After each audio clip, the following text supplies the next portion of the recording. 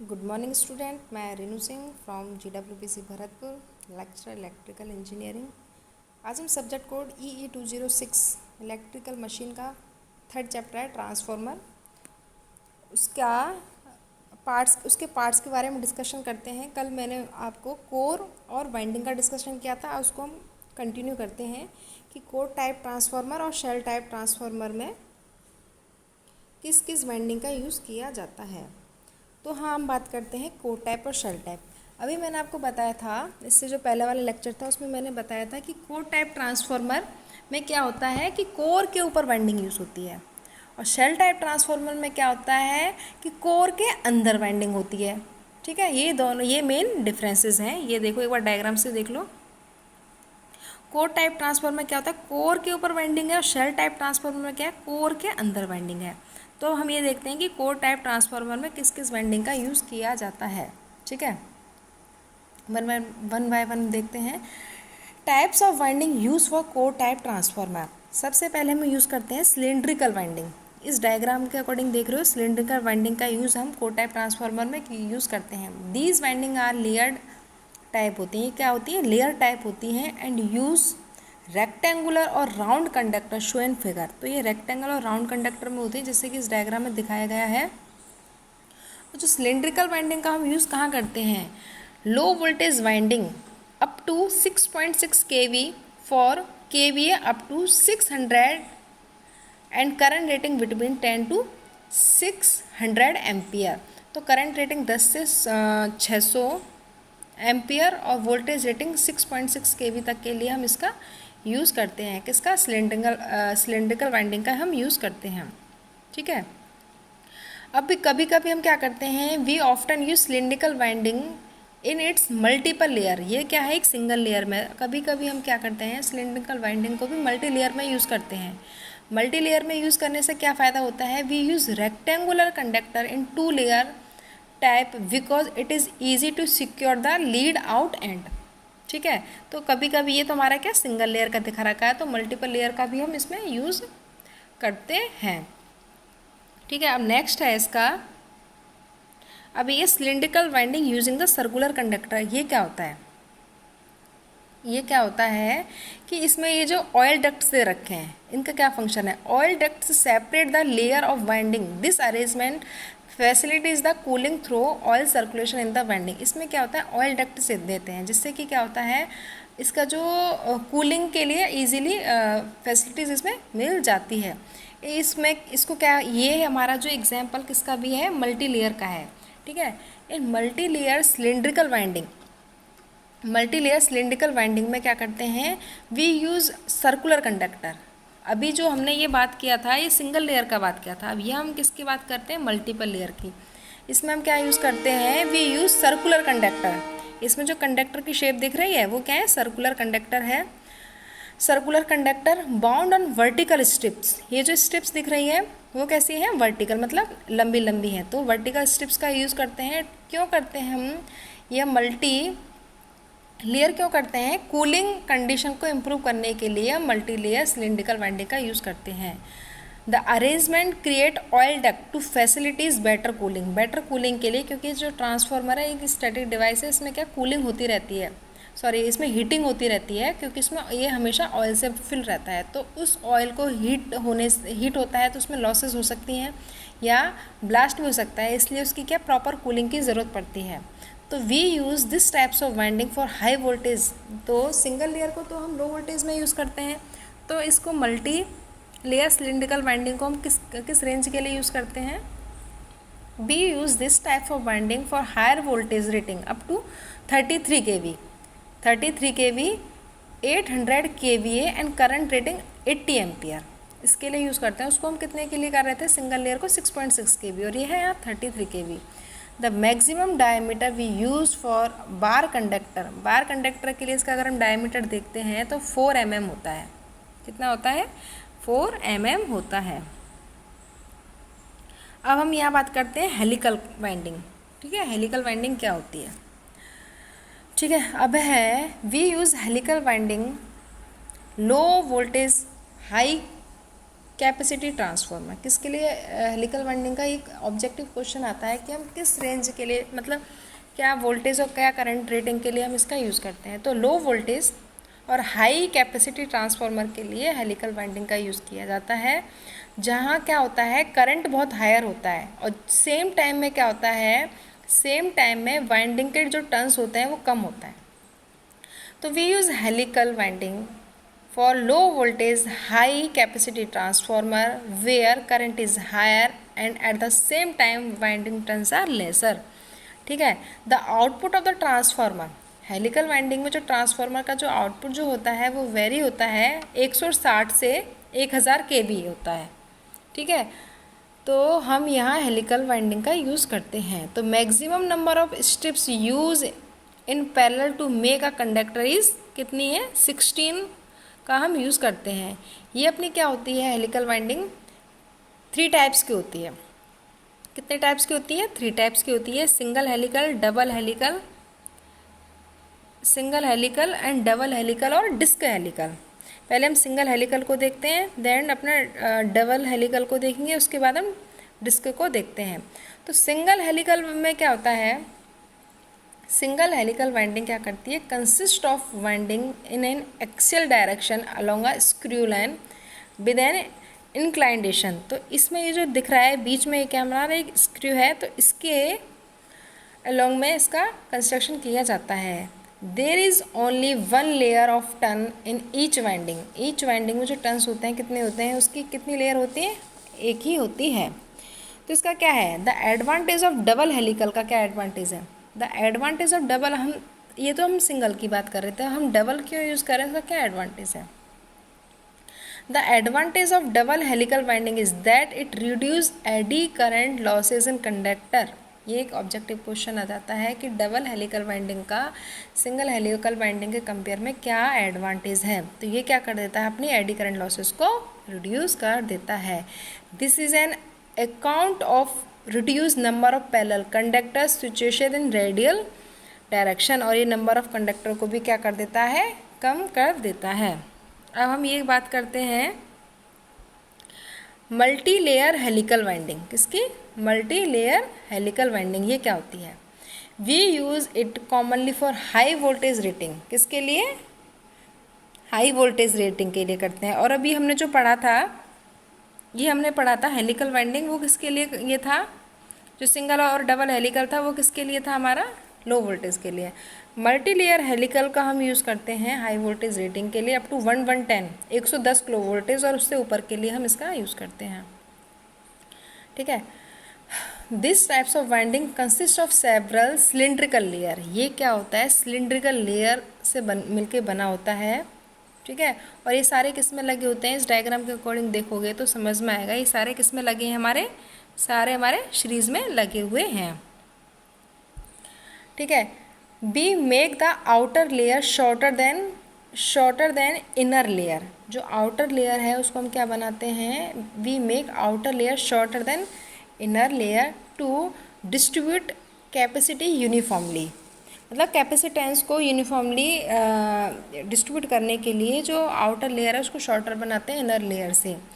These winding, ये क्या करते हैं, these winding primarily improve the surge behaviour of transformer. अब हम लास्ट यहाँ जो बात करेंगे, ये हम बात करेंगे डिस्क हेलिकल वाइंडिंग की, किसकी, डिस्क हेलिकल वाइंडिंग। तो डिस्क हेलिकल वाइंडिंग क्या होती है, एक सेकंड बताती हूँ मैं आपको। एक सेकेंड, नेक्स्ट इसका क्रॉसओवर है। डिस्क हेलिकल वाइंडिंग में क्या होता है, जो डिस्क हेलिकल वाइंडिंग होती है इसमें जो पैरेलल कनेक्टेड स्ट्रिप्स होती हैं are place side by side. इस डायग्राम के अकॉर्डिंग देखो, इसमें जो स्ट्रिप्स होती हैं वो साइड बाय साइड प्लेस होती हैं in radial direction to occupy total radial depth of winding. ठीक है। तो इसमें स्टेप बाय स्टेप में लगी हुई होती हैं। अब हम बात करेंगे क्रॉस ओवर वाइंडिंग। किसकी बात करेंगे हम, cross over winding. Cross over winding का यूज़ कहाँ करते हैं, ये थोड़ा इंपॉर्टेंट है। तो we use these winding for high voltage winding of small transformer. Cross over winding कहाँ, हाई स्मॉल ट्रांसफार्मर के हाई वोल्टेज के लिए हम इसका यूज़ करते हैं। The conductor are paper covered round wire और स्ट्रिप्स होते हैं इसमें। These winding are divided into number of coil in order to reduce the voltage between adjacent layer. इसका हम कहाँ यूज़ करते हैं? These coil are actually separate by distance. ये जो कॉयल होती है एक दूसरे से 0.5 से 1 mm के डिस्टेंस से सेपरेट होती हैं। The voltage rating between adjacent coil में कितनी होती है? 800 से 100 वोल्ट होती है। तो ये हमारा हुआ डिस्क वाइंडिंग का। अब हम यहाँ देखते हैं, हमने ये तो पढ़ लिया था कि कोर टाइप ट्रांसफार्मर में हम किस किस वाइंडिंग का यूज़ करते हैं। तो कोर टाइप ट्रांसफार्मर में हमने किस किस वाइंडिंग का यूज़ किया है? क्या बोलते हैं, सिलिंड्रिकल वाइंडिंग का यूज़ किया है। हाँ, कोर टाइप ट्रांसफार्मर में हमने सिलिंड्रिकल वाइंडिंग, हेलिकल वाइंडिंग और सर्कुलर वाइंडिंग का यूज़ किया है। तो ये कोर टाइप ट्रांसफार्मर में यूज़ होती है। अब हम यहाँ किसकी बात कर रहे हैं? Shell type transformer. Shell type transformer sandwich coil का यूज़ किया जाता है। अब देखो, जो सेल टाइप ट्रांसफार्मर में जो लो वोल्टेज वाइंडिंग और जो हाई वोल्टेज वाइंडिंग होती है वो क्या होती है? अल्टरनेटिवली लगी होती है। पहले फर्स्ट लो वोल्टेज आएगी, उसके बाद हाई वोल्टेज, फिर लो voltage, high voltage, low voltage, और इनके बीच में क्या होता है? इंसुलेशन होता है। अब हम देखते हैं बेसिक डिफरेंस क्या होता है low voltage core type transformer में और शेल टाइप ट्रांसफार्मर में क्या क्या डिफरेंसेस होते हैं। अभी हमने डीपली पढ़ लिया है कि कोर टाइप ट्रांसफार्मर और शेल टाइप ट्रांसफार्मर। अब हम इनके क्या देखेंगे? डिफरेंसेस देखेंगे। ठीक है, अब फर्स्ट हम डेफिनेशन के अकॉर्डिंग देखते हैं। तो कोर टाइप ट्रांसफार्मर में क्या होती है? वाइंडिंग कोर के चारों तरफ लगी होती हैं। और शेल टाइप ट्रांसफार्मर में क्या होती है कि जो कोर होती है वो वाइंडिंग के चारों तरफ होती है। वो मैंने आपको पहले डायग्राम से बताया था। फिर है लेमिनेशन शेप। फिर हम किसकी बात करते हैं? Lamination shape. जो लेमिनेशन हम करते हैं जो कोर टाइप ट्रांसफार्मर में मोस्टली क्या होती है? एल शेप में होती है। एल स्ट्रिप्स का यूज़ करते हैं। The lamination is cut in the form of L strips में करते हैं। और जो शेल टाइप ट्रांसफार्मर होता है उसको हम ई और एल शेप में करते हैं उसकी लेमिनेशन। तो lamination are cut in the form of long strip of E और एल शेप। तो कोर टाइप ट्रांसफार्मर में ओनली एल होता है और शेल टाइप ट्रांसफार्मर में और ई और एल शेप में होता है। अगर हम क्रॉस सेक्शन एरिया की हम बात करते हैं तो क्रॉस सेक्शन एरिया में भी स्क्वायर, सर्कुलर और क्या होगा? 3 स्टेप्स में होता है क्रॉस सेक्शन एरिया। अभी जब हमने इसकी वाइंडिंग की बात की थी कि सिलिंड्रिकल, सर्कुलर, हेलिकल, तो उसके अकॉर्डिंग ही बता रही हूँ। जो इसका जो क्रॉस सेक्शन एरिया होता है वो स्क्वायर में भी हो सकता है, सर्कुलर में भी हो सकता है और 3 स्टेप्स में भी हो सकता है। लेकिन शेल टाइप ट्रांसफार्मर में क्या होता है? हमेशा इस डायग्राम के अकॉर्डिंग भी देखो, ये हमेशा रेक्टेंगुलर शेप में होती है। किस में होती है? रेक्टेंगुलर शेप में होती है। तो सेल टाइप ट्रांसफार्मर हमारा रेक्टेंगुलर शेप में होता है और कोर टाइप हमारा स्क्वायर या सर्कुलर या 3 स्टेप्स में भी हो सकता है। अब है कॉपर रिक्वायरमेंट। जो कोर टाइप ट्रांसफार्मर है उसमें कॉपर की रिक्वायरमेंट ज़्यादा होती है क्योंकि उसमें 2 वाइंडिंग है, दो मतलब कोर के ऊपर वाइंडिंग होती है, कोर के ऊपर वाइंडिंग होती है। तो उसमें जो कॉपर की रिक्वायरमेंट है कोर टाइप ट्रांसफार्मर में ज़्यादा होती है और शेल टाइप ट्रांसफार्मर में कम होती है। अब है अदर नेम कि कोर टाइप ट्रांसफार्मर को किस और नाम से जाना जाता है। तो कोर टाइप ट्रांसफार्मर को कंसंट्रेटिंग वाइंडिंग, सिलिंड्रिकल वाइंडिंग के नाम से भी जाना जाता है। और जो सेल टाइप ट्रांसफार्मर है उसको हम सैंडविच या डिस्क वाइंडिंग के नाम से जानते हैं। अब है लिम्ब। लिम्ब क्या होती है? लिम्ब देखो, लिम्ब ये है। तो इसमें अगर हम देखते हैं तो लिम्ब का है, जैसे कि अपन हम कोर टाइप की बात कर रहे हैं, अगर हम कोर टाइप ट्रांसफार्मर की बात कर रहे हैं तो यहाँ लिम्ब क्या है? लिम्ब वो है कि जहाँ अपनी कोर के ऊपर वाइंडिंग लगी होती है, वो लिम्ब है। तो जो कोर टाइप ट्रांसफार्मर में 2 लिम्ब होती हैं क्योंकि देखो 2 कोर के ऊपर ही तो वाइंडिंग लगी है। और जो अपना ये होता है शेल टाइप होता है उसमें 3 लिम्ब लगी होती हैं, 3 लिम्ब लगी हुई होती हैं। इंसुलेशन। कोर टाइप ट्रांसफार्मर में मोर इंसुलेशन की आवश्यकता होती है और जो सेल टाइप ट्रांसफार्मर है उसमें लेस की आवश्यकता होती है। अब फ्लक्स के पॉइंट ऑफ व्यू से अगर हम बात करते हैं तो the flux in equal distributed on the side of limb. जो देखो इसमें इस डायग्राम के अकॉर्डिंग दिखाते हैं जो फ्लक्स का डिस्ट्रीब्यूशन है कोर टाइप ट्रांसफार्मर में। देखना, कोर टाइप ट्रांसफार्मर में जो फ्लक्स है पूरा क्या है अपना फाई है। तो जो फ्लक्स का डिस्ट्रीब्यूशन है वो क्या है, यूनिफॉर्मली है। लेकिन जो हमारा शेल टाइप ट्रांसफार्मर में क्या है, सेंट्रल लिम्ब जो बीच वाली है, उस बीच में तो 5 हो जाता है और 5 के लेफ्ट और राइट में 5/2 हो रहा है।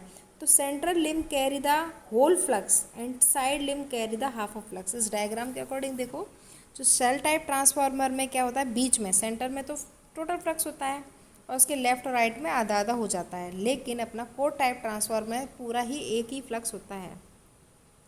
ठीक है, अब वाइंडिंग के पॉइंट ऑफ व्यू से हम बात करते हैं तो प्राइमरी वाइंडिंग और सेकेंडरी वाइंडिंग आप प्लेस ऑन साइड लिम्ब। तो देखो इस कोर टाइप ट्रांसफार्मर में वाइंडिंग किसके ऊपर लगी होती है, कोर के ऊपर लगी हुई होती हैं। लेकिन शेल टाइप ट्रांसफार्मर में देखो प्राइमरी या secondary winding are place on the central limb. वो किसके ऊपर लगी हो, बीच वाली जो लिम्ब है, लिम्ब मतलब ये जिस पे कि हमारी वाइंडिंग लगी होती है उसको हम लिम्ब बोलते हैं।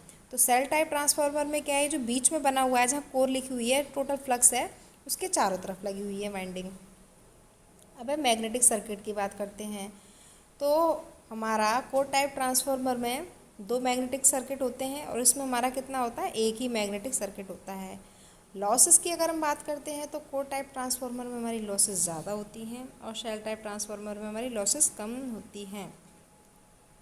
ठीक है, अब मेंटेनेंस की बात करते हैं। अगर हम बात करते हैं तो कोर टाइप ट्रांसफार्मर का जो मेंटेनेंस है वो क्या है, ईजी है, हम उसको ईजिली मेंटेन कर सकते हैं। लेकिन जो हमारा शेल टाइप ट्रांसफार्मर है उसका जो मेंटेनेंस है वो क्या है, डिफ़िकल्ट है, उसको थोड़ा टफ होता है उसको मेंटेन करना। ठीक है, अगर हम बात करते हैं मैकेनिकल स्ट्रेंथ के पॉइंट ऑफ व्यू से हम बात करते हैं तो कोर टाइप ट्रांसफार्मर की लो है मैकेनिकल स्ट्रेंथ और शेल टाइप ट्रांसफार्मर की हाई है। आउटपुट जो कोर टाइप ट्रांसफार्मर का हमको कम मिलता है और शेल टाइप ट्रांसफार्मर का हमको ज़्यादा मिलता है। अब हम नेचुरल कूलिंग की बात करते हैं कि कूलिंग किसमें इजीली हो जाती है। तो जो कोर टाइप ट्रांसफार्मर है डज नॉट एग्जिस्ट, उसमें तो एग्जिस्ट ही नहीं करती है, और शेल टाइप ट्रांसफार्मर में क्या करती है, इसमें एग्जिस्ट करती है। तो ये हुआ आज हमारा कि ट्रांसफार्मर का हम क्यों यूज़ करते हैं, क्या कोर होती है, क्या वाइंडिंग है। तो मैंने आज पूरे डिटेल से कोर और वाइंडिंग का डिस्कशन बता दिया है।